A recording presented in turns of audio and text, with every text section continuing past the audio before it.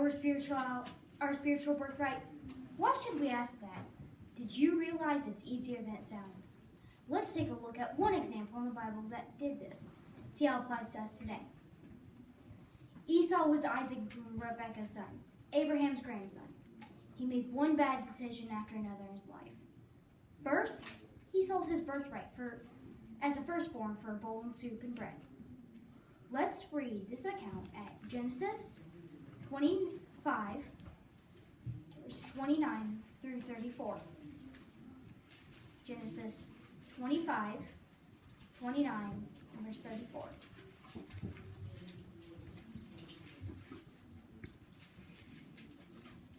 On one occasion, Jacob was boiling some stew when Esau returned from the field exhausted.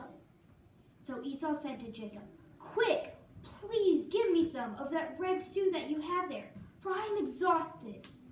That is why his name was Edom. To this Jacob said, "First, sell me your right as a firstborn." And Esau continued, "Here, I am about to die. What use is a birthright to me?" And Jacob added, "Swear to me first."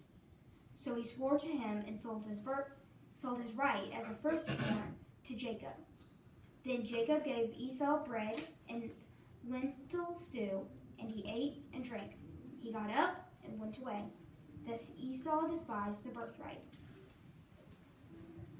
By doing so, Esau showed a complete lack of faith in Jehovah's promise about Abraham's seed. At age 40, he married 2 pagan women against his parents' wishes. Then, when Isaac was about to die and had to give the birthright, Esau tried to steal it back from Jacob, but Jehovah made sure that Jacob had the birthright, even by tricking his blind father Isaac to do so. We can read the result of that at Genesis 27, verse 30.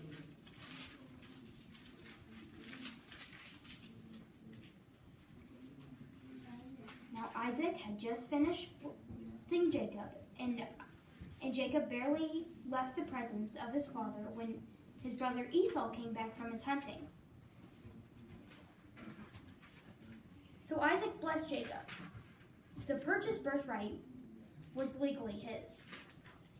Esau was like Cain, in that he hated his brother Jacob for doing the right thing. Hated him so much he wanted to kill him for years.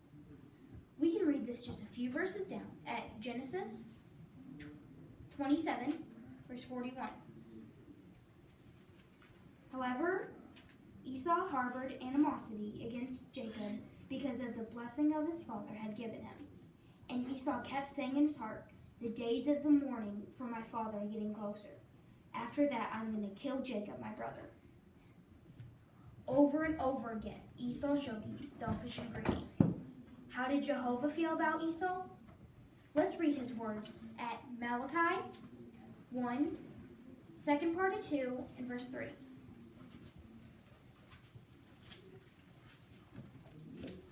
"Was not Esau the brother of Jacob, declares Jehovah, but I love Jacob, and Esau I hated.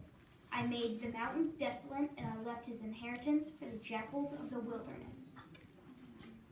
So how can we be like Esau today?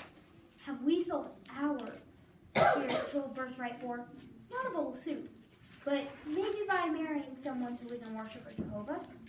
Or do we sell our privilege for going out in service for a couple extra hours of sleep? Do we read worldly books for our time and not read the literature from the governing body? Do we watch worldly movies but don't watch the movies on jv.org? Our daily decisions in life show if we appreciate our spiritual heritage.